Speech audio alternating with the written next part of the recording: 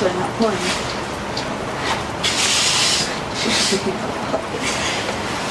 Pulling on a leaf, do you see it, Rosa?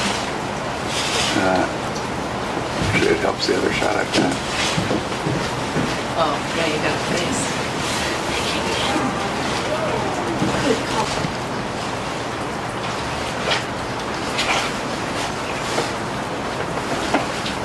Ooh, don't even. Green beans, our favorite. The leaf guys. Looks like a fake design with these guys. Well, you gotta be really careful. Neil can be kind of aggressive, especially if he feels threatened when they have a baby and he doesn't know you. He reacts differently to different people. Listen to your right unless you got something really good. Look at this. That must be lamb chop. That was lamb chop. Her two fistfuls in her mouth. That's lamb chop. There's the baby. Baby's not getting any carrots today. This lamb chop, two fistfuls in her mouth full. Then it has to be lamb chop. Now, why don't we cut through this way, guys?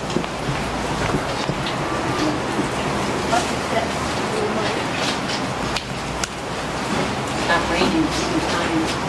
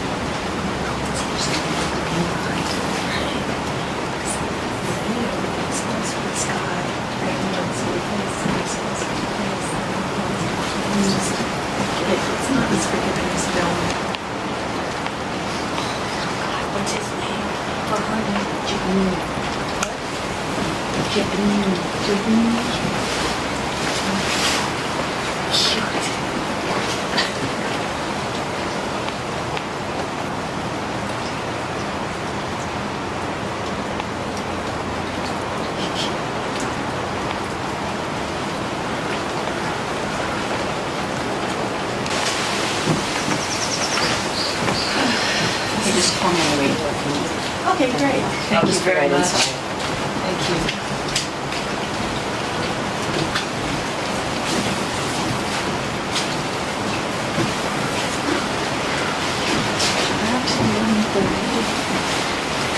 Actually, we need to be there, but well, they were gonna.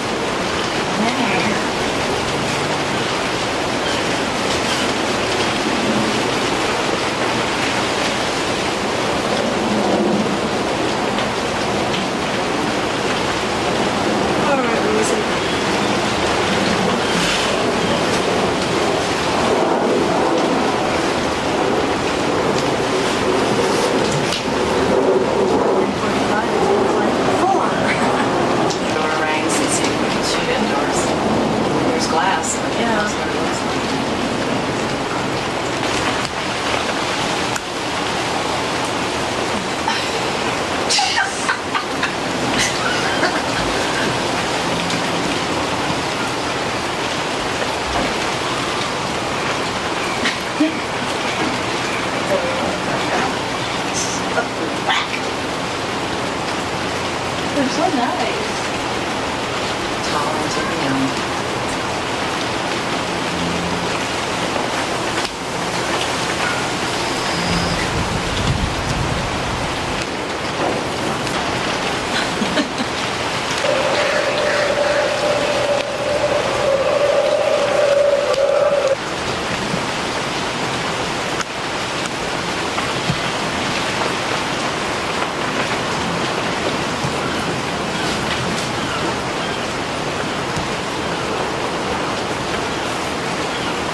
I think it can cause columns sometimes.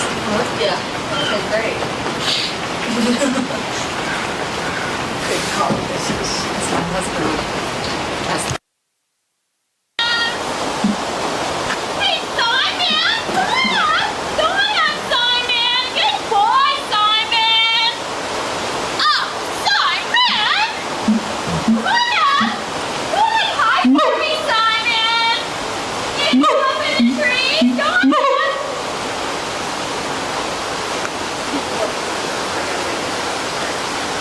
Go on now! There he goes, Simon! You wouldn't go for it, huh, Simon? Oh, Simon! Simon! You can do it! Go on now, Simon! Go on if it's called for us! Come on, you can do it! Good boy! You can? Is that all you can? You can do your whole vocalization! Come on, Simon! Come on!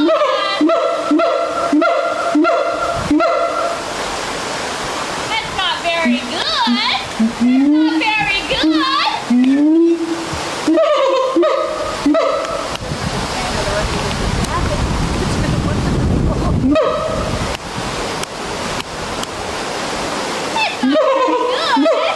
No. What about full range?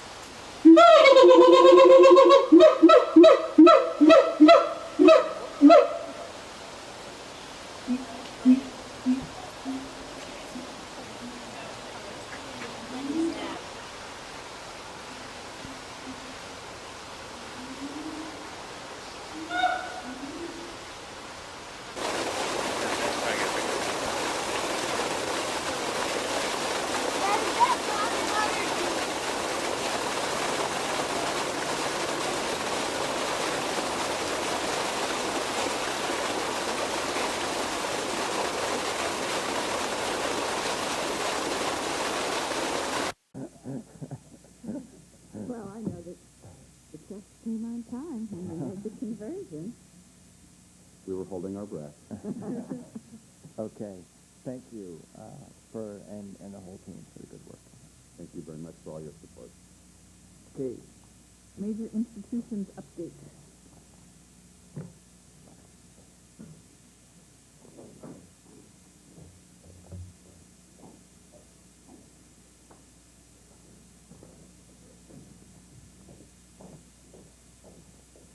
If you could introduce yourselves for the record, then jump on in. Martha Lester, Council Central Staff. Nathan Torgelson, DCLU. Just a little background for those of you who don't already know. Major institutions are hospitals, colleges, and universities. That's 15 of them, 9 hospitals, 5 colleges and universities, and then UW, which is both hospital and university. And the history of the major institutions regulations goes back. I don't think that's picking you up for some reason. Goes back to the early 1980s. In 1981 was when the council first adopted major institution policies, recognizing that these institutions provide a lot of benefit to the city and its citizens, but also because of their size can have some negative impacts on their neighborhoods. And so we wanted to be able to balance those differing interests. And so in 81, the council adopted policies, and in 83 adopted the code amendment to implement those policies. After some years of operation, there were some problems that had arisen, things that didn't work quite right, so there was a major overhaul done in the late 80s, and the council acted in the first half of 1990 on revisions to both the policies and the code. Since then, also, the heart of major institution regulation is that major institutions do what are called master plans. And they develop a master plan with a citizens advisory committee and other city staff, and it then eventually comes to the council for approval. And during this process, while the regulations have been revised periodically and all, we've gotten almost all the major institutions that have been through the process at least once. And I've learned a lot, and it goes more smoothly the second time. So Nathan will tell you some about the proposed changes. But it really, the system has been working quite well in many ways, although it does take a while, and it is expensive to put together a master plan. In July of 1994, when you all adopted the comprehensive plan, there were some proposals for some changes to the major institution regulations, and they came sort of near the end of the council process, and so they were not implemented in the comp plan, but you adopted a comp plan work plan resolution at the time that said, here are some things we want the executive to continue to look at, and one of them was major institutions. And so that was in the middle of 94. In 1995, then, and DCLU's work program was this review of major institutions. And DCLU worked with interested citizens and groups and talked to them and looked at the scope of the review that the comp plan resolution had set out. And last November of 95, issued a draft report and recommendations on some changes. When it was clear that wasn't all It going was to get... due to us in the summer of 95, but we won't take that cheap shot. It got delayed. And when it was clear that it wasn't going to be done in 95 under the then existing council committee structure and all, DCLU was asked by the mayor to go back and revisit, see whether maybe some additional changes should be made if they were going to take a little bit more time. And so they've spent the first half of 96 working on that and gone out to various public meetings, talking to interest groups. So this draft report and recommendation that Nathan's going to brief you about is the draft report and draft ordinance that the executive has out. Be aware that this is still now an executive process. They have it out for about a month of public review to get public comments. They're holding a couple of informational meetings, and we'll get final comments back and incorporate them and send by the middle of July to the council an official mayor's report and recommendation and proposed ordinance. So we wanted to come to you a little before it's officially here, just especially for those of you who haven't been through the process before, to give you a heads up on what's coming, and we can offer other briefings or information if you'd like. In your notebooks, one thing you have is a schedule. There's a one-page council review schedule that I put together just to show you, at least at this point, what we have tentatively worked. The little hand shows where we are today with a briefing. There are 2 meetings that DCLU staff has scheduled, public meetings at University Heights and Seattle Central in the coming weeks to answer people's questions, get information, get suggestions. Monday, July 1 is when this official comment period ends, and DCLU would then rework that, talk to the mayor, and by Monday, July 15th is when the official mayor's recommendation and proposed ordinance will be out. There's a special meeting then that we've scheduled a few days later on July 18th to have a briefing at that point on what changes have come from today's briefing, and is there more information for you to know. And then on Tuesday, August 13th, we've scheduled a public hearing in the chambers in the evening. That will give about a month from the time that the mayor's report and recommendation is out on July 15th for people to be able to review it and formulate comments before the public hearing. And then we've got a couple more. I knew y'all would look forward to a nighttime August public hearing, so I scheduled it just for your enjoyment. And I'm coming back from vacation special for that. So. This will be just in time to check a few council members. And then we have a couple of your committee meetings and looking at a full council vote probably in the middle of September. So, and this could change in the future, but we have gotten these dates to show how it could get it done before budget comes, although it seems that the budget's already here, so that didn't work. Well, then maybe that means we can all take vacation Maybe. in the fall. So I'll turn it over to Nathan, and he'll be talking partly from the list of key issue points that he's put together. I'm going to quickly run through some of the highlights of the recommendations. Starting out, one of the recommendations is to require the major institutions through this master planning process that Martha described to provide specific information like the height and location and size only for known planned projects rather than speculating about not yet known development as under the current system. Currently, the institutions, when they sit down and do the master planning process, they have to provide information in all the future development over a 10 to 15-year process. And the institutions have stated it's really difficult for us to provide information 10 to 15 years into the future. With healthcare changing so rapidly, our needs change. Maybe we get some grants or money that we weren't anticipating. We have to change our plan in the future. So our intent here is for the institutions only to give us detailed information on things they know are going to happen, things they have money for, things that are in the planning stages. We would continue to subject all future development, whether it's described in detail or not, to the development standards that are established in the master plan. The master plan contains development standards, for example, the lot coverage for the campus, the height of buildings, the total amount of square footage that they can add to their campus. So what happens is after a master plan is adopted and the institution actually wants to come forward and get a master use permit from DCLU, they go through the permitting process at that time. They go through super review if necessary. One of the things that we're proposing to add is if the project they're coming forward to get their permit for was not described in detail in that original master plan, and if it's on the edge of the campus, if they go through the design review process, which has been in effect for about a year and a half now. So the advantage is if the project was in the original master plan, they don't have to go through that design review process. But that's something that the community can be involved in. So if that project isn't revealed up front, then they can have more of a say later when it comes in for the permit. And they can also comment on the environmental review of the master use permit at that time. Have you had feedback on that yet? We've had feedback from my going out to various community councils, and there's some mixed feelings about that.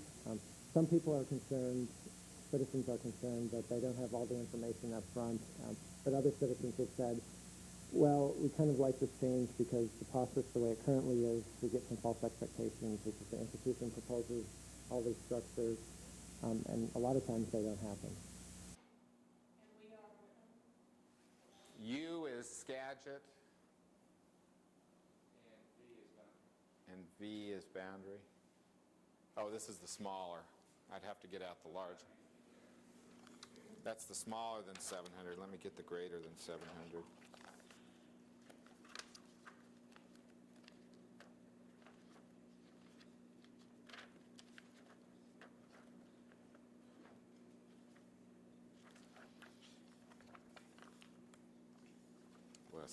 Less.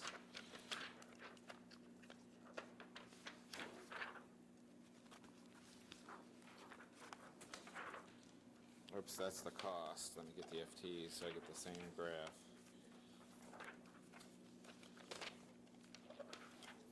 And there's V as boundary on this one.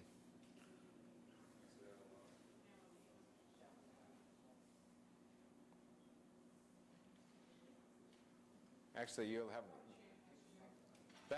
that'll change a lot when your mods program starts. Okay, it's 11:45. We've been through all the functions once. Now it's just kind of what questions? Anything we want to track back on, or? In the book here, you have still with engineering services, you have a breakdown on where those engineering services are going, especially like whether it's going to document to the investment. Oh yeah, the one that's by function. You want me to pull that one out? That's pretty easy to do. Yeah, I'm going to get the small, the Skagit one first. No.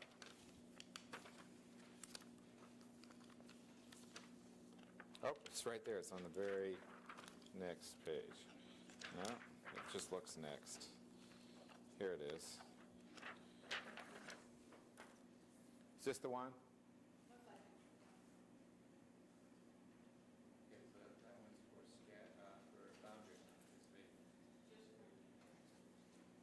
Yeah, this is the engineering breakdown. The black bar is how much went to investment. Let me get back to the less than.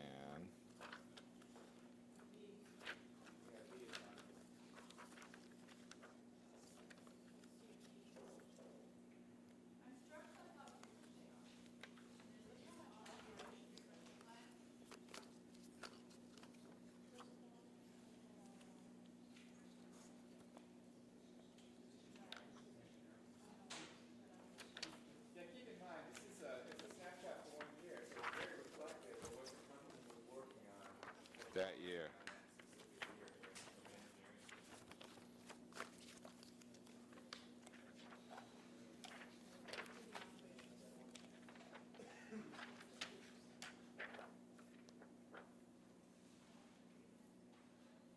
Why is do you have any speculation on the operations engineering supply chain? Because I understand the investment but the operations or something like that, you know. I can't find the less than 700 chart here.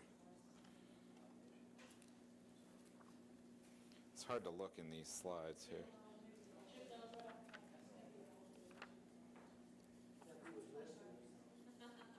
looking right now.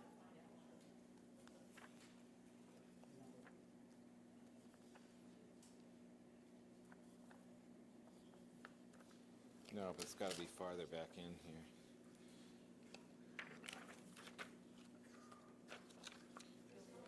Yeah, I can't find the less than. There's the greater than, the greater than, the greater than. There's the less than.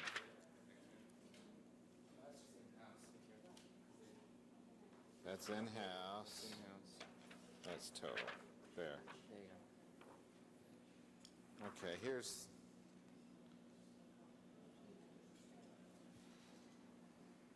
Boundary's view there. It's almost entirely all investment. Boundary was probably largely operations because they didn't have any investment to charge it to.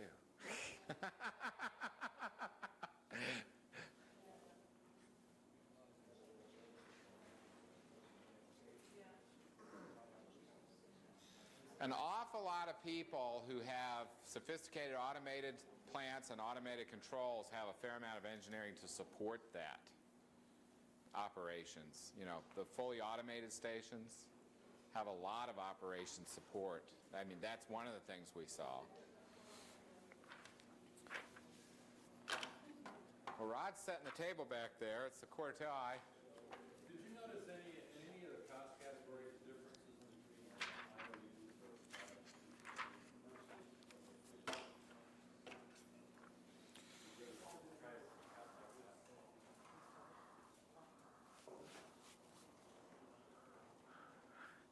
Yeah. I'm just trying to think in years past, too, because this year a lot of our investor-owns are sitting out. They've been in a couple years and they're working on implementation this year, so we only had a couple investor-owns in this year. I'm trying to think if one of the classic ones was a high PA&R, but it wasn't because Chelan kills everybody in PA&R. We never, we never do a very detailed cut of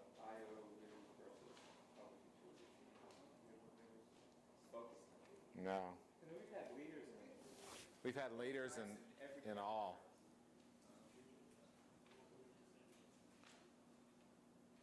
No, can't give you a good answer for that. What, Larry? Weren't there some unique engineering practices at Chelan? Did you cover that? Unique engineering practice at Chelan.